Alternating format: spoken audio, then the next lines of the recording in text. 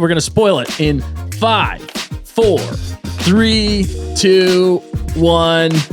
Omega dies. Dustin's been waiting to hear that for a long. Yes, Father. Yeah, so first off, though, this episode 4, the pacing it was actually kind of a pro and a con for me in that it felt, filler pacing to some extent. It's like, okay, we're on this planet, we crash landed. I thought for a second, like, oh, they're going to be stuck in the wilderness. Thankfully, they weren't stuck in the wilderness and they actually progressed to like a town because that could have been a whole episode. So I'm thankful for that. Like they progressed that. Yeah. And then we're in the town and, we got to smuggle and get some tickets. And what do we got to do that? Rather than, have Crosshair, shoot everybody. Let's just have Omega illegally gamble the credits. That's definitely yeah. Well, first, there's nothing wrong with that. Yeah, either. bribe. The setup of the bribe. Yeah, like she goes straight to the bribe on the person. Well, it seems out of morale too. Like I always thought she might basically beg or say like something's like off. Like my dad's sick or something, and we need to get passage. But no, I mean, you immediately thought of a better way. An opportunity for you. Most of the episode is spent gambling to some extent, right? So, like, the goal of the episode is get to the credits so we can get the tickets to get out of there. Spoiler alert, that is not what ends up happening at all. That is not how we leave. Some of the problems, though, specifically, like the Jurassic Park moment for me, how is it that they can go onto one control panel and in 1 second release every animal at once? You're telling me there's no passcode or that panel doesn't control just one of them? You don't have to have some security clearance. I said the exact same thing, and I rewound it to watch it again. I was like... Did she like watch him do it and then she did it? Did we miss something here? Was there a deleted scene? Yes. Good point, Pismo. Maybe the extended sensitivity version goes far, but I just don't think, I don't know. Plot convenience becomes a thing. Dude, that's a solid point, and everything you've been saying is like, I'm with you 100%. The only thing is like, we can do all these bad things because I just don't want to hurt anybody. But at the end, we hurt a crap ton of people. In a more violent way. This always, every episode always ends up like this. And to some extent, every like animated Clone Wars or Rebels, like there's a general plot to each individual episode that I guess isn't like main story where they set up something, there's some kind of problem. Now we got to spend half the episode to fix it. And now there's blaster fire everywhere for the last 5 minutes. And that's how the problem's usually solved. But like, that's what ends up happening in this episode. Rather than, let's, change it up a little bit. Let's have Omega, gamble, use her kind of force sensitivity to win it. It just kind of reverts back to the basically plan A in a more roundabout way. And also another thing too is, with Omega being, force sensitive and her attachment to this hound and other things, she's struggling to, I guess, let go. Like they could have easily just left without the hound. She might be falling down a dark path through attachments. Yeah. Yes. Omega. You heard him. Betches this way. That's a great point. I didn't even consider that. I was thinking that like because she has the force, everything just always works out for her now. Is that like the easy scapegoat thing that like because she has the force, everything works out? I don't know. That's more plot convenience. But yeah, that's a great point. I didn't think of it that way for the attachments thing. Yeah, she doesn't listen to Crosshair either when he's like, the escape is this way. The problem though is like the storytellers are trying to tell us that Crosshair's he's wrong here, and that Omega is right to not leave anybody behind.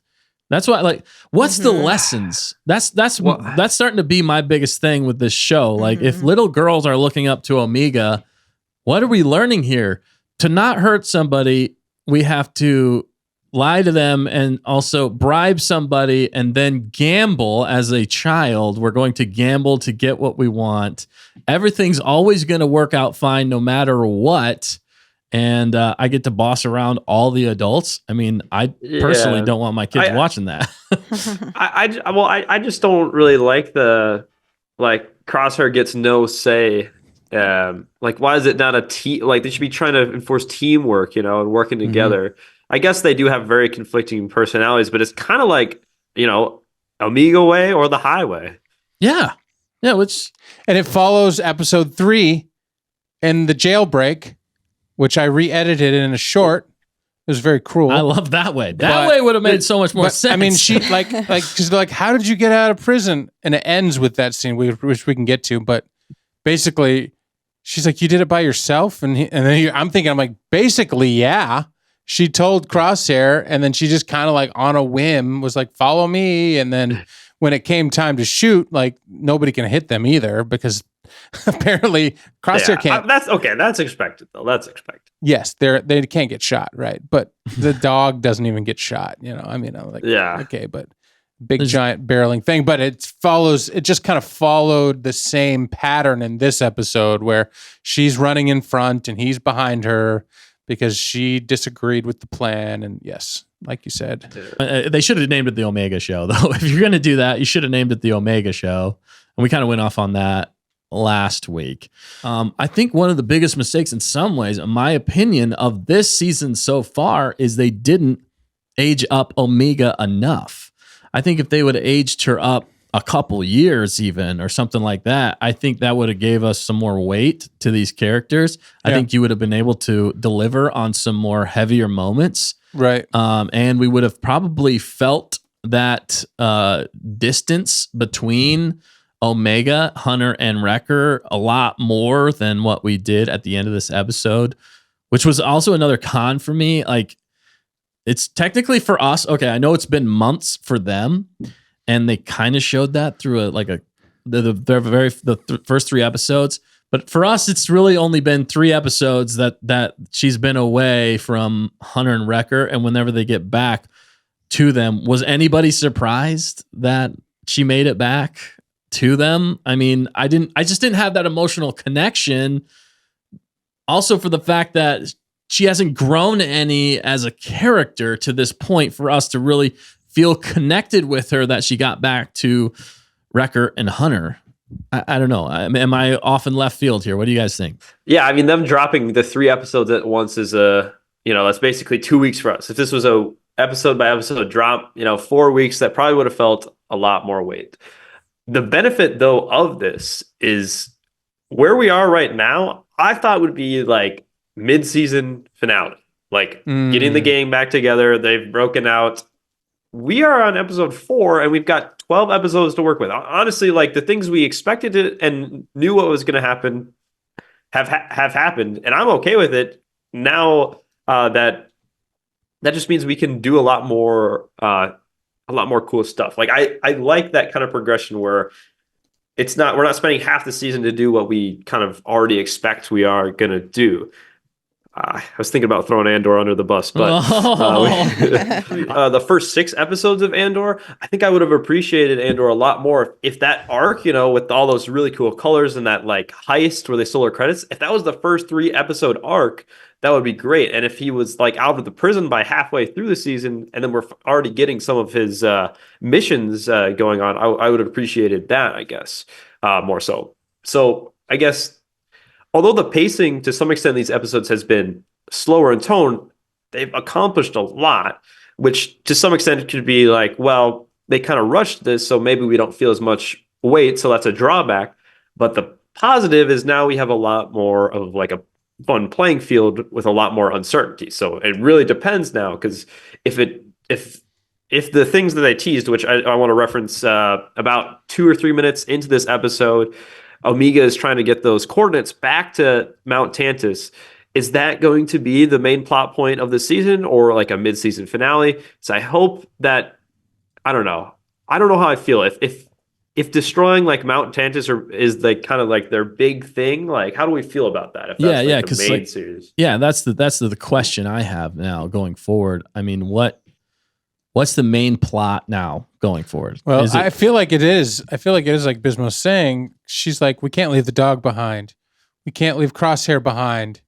We can't leave all of the clones and everybody at Mount Tantus behind. Right, yeah. We have to pick them all up. So we got to get every ship and we got to go back to Tantus. You know what I'm saying? It feels only like 5 at a time. Right. It feels like it's leaning that way. Yeah. Yeah, which Which that could be cool. That would. It could be cool, but it also could be like totally not cool. It'd be predictable or repetitive, or I don't know. Maybe this is all harkening back to season 1 when all of the clones died on Kamino. Right. And they were just destroyed, and this is a way of like getting some emotional return for the Bad Batch. And we're starting off this season where I almost feel like we should have started the entire show. I mean, because we all kind of knew there was something special about Omega. They never really said. We all kind of speculated she had the Force. And for the first 2 seasons, we're kind of like, what's the point in some ways? Obviously we know there's something more. But there wasn't really a ton of huge things at stake, I guess you could say. But now leading off the first couple episodes, now we finally know that Omega has a high M count. She has the Force. I feel like we should have started off the entire show this way, because it would have given us more of a reason to be attached to her and to be more like, oh, that's why they're hunting her down. That's why they're doing this. It seemed a little flimsy earlier on in the season, but it feels, again, a lot of like the same old. Like, it's still the Empire trying to get Omega, which was the first 2 seasons of this show. And that's why it's like a little like it's getting a little repetitive for me. There are some higher stakes, but I'm hoping it goes to more of a clone uprising, for the fact that, maybe that's the story that they're going to really lean into in the second half. Which could be really cool. That could be cool. I would be all for that. If they do that and they stick the landing. Now, if they make Omega the leader of the clone uprising, I don't know how I feel about that, but she will personally go pick up every single one of those. She's probably going to kill Palpatine at some point, because everything goes right for her, and it's going to be a good clone. chance. That's what's going to happen. I call it here now. Okay, Omega's going to kill Papa Palps, but they have a clone of him ready to go. And it's the clone of Papa Palps that we see for the rest of Star Wars. I like it. It just makes sense. Plot armor, convenience. Wow. That would be crazy. Yeah, I do hope, it does definitely seem like they're going to go back to Mount Tantus. They're not going to throw that out. I hope it's not the entire season, though, and I would love a clone uprising. I mean, I made a what if basically on it, but I want to see I want to see the real canon version that they have. We've seen the Battlefront, story version of it. I want to see that clone uprising to some extent. I don't want just this to be, let's destroy Mount Tantus and that's our contribution, I guess. Yeah. So, and the whole Mount Tantus thing, destroying Mount Tantus, is a interesting point. There was a few other animal references to the sequels in. There's 2 specifically. The porg sound effect. There was a porg in one of those boxes, and there's probably more actually. But there probably was. And I didn't mind. I don't mind the animals. It reminded me of. I'm not afraid of the animals, Dustin. I'm not okay. I'm not. I don't He's mind. Afraid. I don't mind the creatures. It's just what they represent. Okay, and where they come from is what I have the problem, because they're linking things to the sequel trilogy. All right, why are you linking things to one of the worst things Star Wars has ever produced? I'm just saying, it's at this point, isn't that fairly unanimous? Maybe not. Maybe not. I'm this is my personal opinion on this. Okay, that's why it upsets me. I don't love that.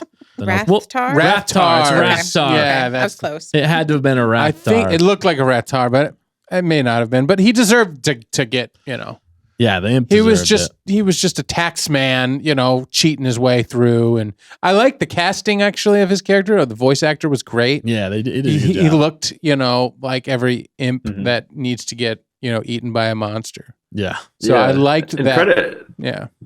Credit where credit's due, though. The actual scenes where he enters the bar or whatever it is. Oh yeah. Really good, really good acting, and the tone is just set with the Imperial presence. They're portraying them like. As the bad that they are, is like they can only win, right? Like, God, all right, you beat me fair and square, but now you have to pay the fine, even though I'm immune to the fine because I make the rules. Or I could just arrest you. Yeah, I like that. Yeah. That was a good take. No, definitely some good there. So only problem, is I'm starting to like the villains a little bit more too much in the show. I think you're just secretly dark side. Maybe I am. But last week we were almost rooting for Hemlock for the fact that he was putting Omega in her place. Teaching her a lesson. Teaching her a lesson. I'm like, that's what needed to happen. True. I'm like, go Hemlock. Because that's what I'm saying. True. If anybody's going to tell Palpatine or kill Palpatine, it's going to be Omega. It's going to be Omega. Because like in this particular show, nobody can tell her what to do. Not even grumpy Crosshair. You know, like he's like, let's just go shoot them all up. And she's like, no, let's try it my way. And then her way is like bribe. It doesn't work. Then they go to gambling. And then we shoot them all up anyway. Yeah. And then they shoot him anyway. She's like, okay, we can try your way. And I get that. Like, okay, from a kid, like, well, violence isn't the first. Right. You shouldn't resort to that first. You shouldn't always resort. So but in she that did regard, steal, but she initially stole the clothes that they wore. Yeah. And then she bribed, and then she gambled, and then she killed. So, she you know, did at all least the you go in the things. good order of like bad things to do as a adult young human that just got out of jail. Yeah. There's some real moral ambiguity with her character. Again, another reason why I wouldn't actually put her as However, like I actually That's what I'm saying. Potentially dark side. potentially dark yeah, side, she yeah. could go dark side. I actually liked the sequence when they left and they were like flying through hyperspace and she's like trying to get the ship going. And I can relate maybe that's why. Because like everything's breaking and like, trying to fix stuff. Everything's on fire. And For me to really get on board, especially with her being equal to them. That's the only thing. She's been learning from them, and Well, she's not equal to them though. Well, she she's not. has the. She's way She has better. a high M count, better. right? yeah, she's way better in every But- other way, but which if you're thinking is about irritating to me in teaching some somebody, like when are they actually ready to be the master? You know what I'm saying? Like I'm teaching somebody something. The way that they become the great person that they can be is by letting them do the thing on their own. right. And when they're doing yeah. it on their own, how well do they do? Now, of course, she's going to do well when she's on her own because she can do it already. But she had good teachers. She's been worked on by the 5 Bad Batchers. So, I mean, she should be, and she's the highest M count. But even in that regard, though, with like a good teacher, you do hand it off to them with the expectation that you know they're going to fail. Initially. And or at least they might in some way, or they might still need some correcting along the way. And then that's whenever you, as a good teacher or mentor, can help correct them when they do fall short or they do make a mistake. Mhm. And I agree that they've been teaching her things. The problem they didn't show us was that they didn't show us that when she made those mistakes, how they helped her along that way. And for her to realize that she made a mistake and learned from it. Because I feel like the learning part is what we're missing from Omega. And when you have a character, I was talking about this earlier, if you have a character that never makes a mistake or that everything always works out for them, it's just not relatable for us, because us as humans, we all make mistakes and we all have to learn from those mistakes. And that's what's relatable to us. So whenever you have a character that doesn't make any mistakes, that everything always works out for them for the most part. I mean, bad things happen, yes. It's not relatable. And I can't get emotionally attached to that character in that way. I guess, and for me, this might just be me, but that's my best way of describing how I feel about Omega. And it's like, it's not like I don't want to. I want to be invested in these characters so I can enjoy this so much more. And I feel like there was minor tweaks they could have made along the way that would have really like sold that and would have made it even better. And I would have been like, yes, do it, man. I would have been like, yeah, Omega, she's learned. She's on the right path. Go, girl. like for example, a simple one that they did, like she could have lost Batcher. That's something simple, but in prison, she lost a good friend that she helped save. You know what I'm saying? Like Hemlock just took him out or something terrible. That's one small thing. Of course, we don't want to hurt the animal, but that's a way for her to have loss and a result to the loss. Yes, she's lost Tech and she watched him fall. I would say that's a big one though. Like that's definitely something, right? Yeah, Tech's probably the biggest one. But have we seen her learn from that? Yeah, maybe to some extent. I really liked your rant there though. I did like it. The thing is, it's not that she doesn't make mistakes. It's that, like you're saying, it always works out anyway. So it doesn't really necessarily matter. It's like, all right, I'm going to gamble my way out of it. Well, it doesn't work out. Well, we 1 out of 100 odds somehow steal a cargo ship with 100 Imperials completely surrounding the area. We're 2 episodes now back to back. It's like we're back to back, completely beating the odds with a force sensitive kid and a malnourished clone versus like battalions of. Well, the first time was like elite commando droids, so that was crazy. That was crazy. This time it would have been more believable if it's like there's always like one like pretty unbelievable moment and like that where they release all the animals at once. It's just like when that stuff happens, it's why I can't be rating some of this as like super high, when I can't overlook when there's just like a complete like that just makes it so they win and they didn't really have to do anything. Well, and the juxtaposition that I was getting at earlier. Yeah, hit us. Every time you see a clone or you hear Rex say, we've lost so many brothers. Mm-hmm. That's all they have to say. And you feel for every single clone out there. Yeah. You're like, oh man, you're right. Like they all have lost, like all of those people that were just used as pawns just died for basically, it feels like no reason. And it's sad. It makes you like, oh man, that's really hard. Right. And so then now you're bringing in Omega, who is a form of a brother, right? She's like a sister. She's like the unaltered version. And she we can't relate to her like we can relate to them. So when I see Hunter sad looking at Crosshair or emotional, like there's emotions, and Wrecker, like he's not sure if I like looking across the, I don't even want to see that guy. There's so much weight. There's so much more weight there. When Omega looks across at Crosshair or at whomever, it just doesn't have the same kind of weight because again, she lost Tech, but she doesn't have the same kind of relationship. At least to me yet, it's growing. It's got the potential to have the most actually impact because she is one of them and she has lost all of them just like they have, but we just haven't felt that quite yet. Although I said the depth that they gave her this time was when she did tear up.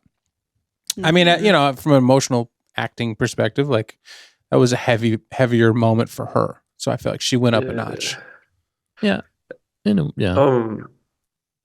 just want to say, so like for these first 4 episodes so far, the first episode for me is actually my favorite, like the first episode of the series, and it still has been, even though it was like the more slow, but it set the tone to a lot of the season itself. If anything, what I liked from it too was just showing that daily routine, and in that daily routine, we see her each day walk by Crosshair, who looks depressed or whatever else, and she goes to talk to him at the end of the day. So some of this we also don't see. We got to give some credit between, I guess, the relationship between those two is 125 days, I guess, of like seeing each other and then talking, but we get that in a week because they drop 3 episodes and then we kind of forget about it. So I don't know. Yeah, I know, man.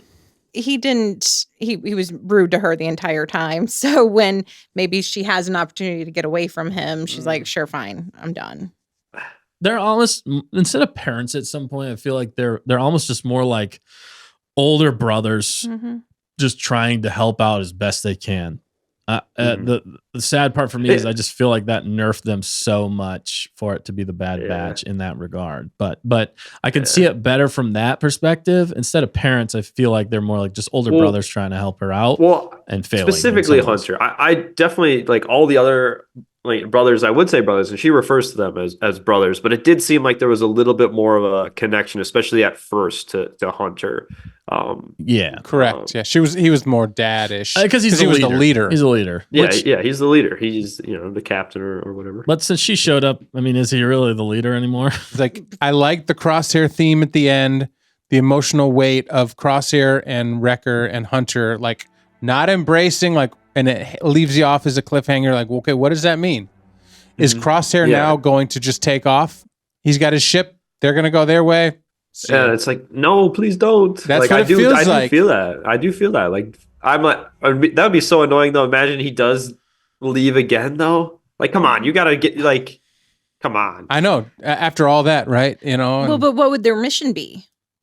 together Well, or like, apart. like Omega said, we got to pick up one by one each of the clones that are being Right. experimented on. We're gonna need all the buses we can get. We gotta. Yeah. Yep. Yeah, I mean, the only other knowns are Mhm. that they move things along with Hemlock saying, get everybody basically contact all of our assets, which I believe is going to be all of the bounty hunters. Okay. So we do know that at least we're going to be getting Cad Bane. We're going to be getting Fennec back probably. Asajj. Then we're going to see Asajj, which is another interesting plot, and that might lead us on a totally different rabbit hole, which could be Yeah. very interesting. I had forgotten Yeah. about that until now. There's- There's a lot of what ifs, and I hope that this is culminating to something big. There's a lot to digest. It's decent, but it's predictable, and I just feel like there could be some minor tweaks along the way that could make me really enjoy this show a lot more. But for me, I just get tired of not being able to empathize, I guess, in a lot of ways with Omega, which is the main character of the show. I feel like it can still be done, Dustin. it can still be done. And I'm not writing it up, man. Yep. It all depends on Yep. how you My- finish. Even with all I said, still, I still rate it overall 4 out of 5 right now. I do think this is actually a pretty strong start, all things considered. To some extent, I'm gonna be given it's animated Star Wars, so I'm gonna take some of the realism out. I'm still gonna call it out. Yeah. For where it is when it's ridiculous, like Deaf Dr. Hemlock. Like that seems still. I mean, we have a lot of thoughts, a lot of ideas. It's inspired a lot of great conversation here. And that's the fun thing of the show and talking with everybody in the chat, especially having Bismo on. I love your takes, man. And this is fun that we all come at it from different angles, still agree, but disagree on other things and have a fun time with it. But overall, this week's episode, a decent one. It wasn't terrible. It wasn't great. It was kind of just predictable. Is in the middle for me. At least we're moving forward. We're getting some good nuggets in there. Some little tweaks could be great and could help out. And now from here, we're kind of like, all right, let's just see what they're going to give us. Hopefully we got some great stuff moving forward. Let us know in the comments below, though. If you're watching this later, we'd love to hear from you. Let us know what you thought, spoilery thoughts as to what you thought of this show and this episode. We'd love to hear from you.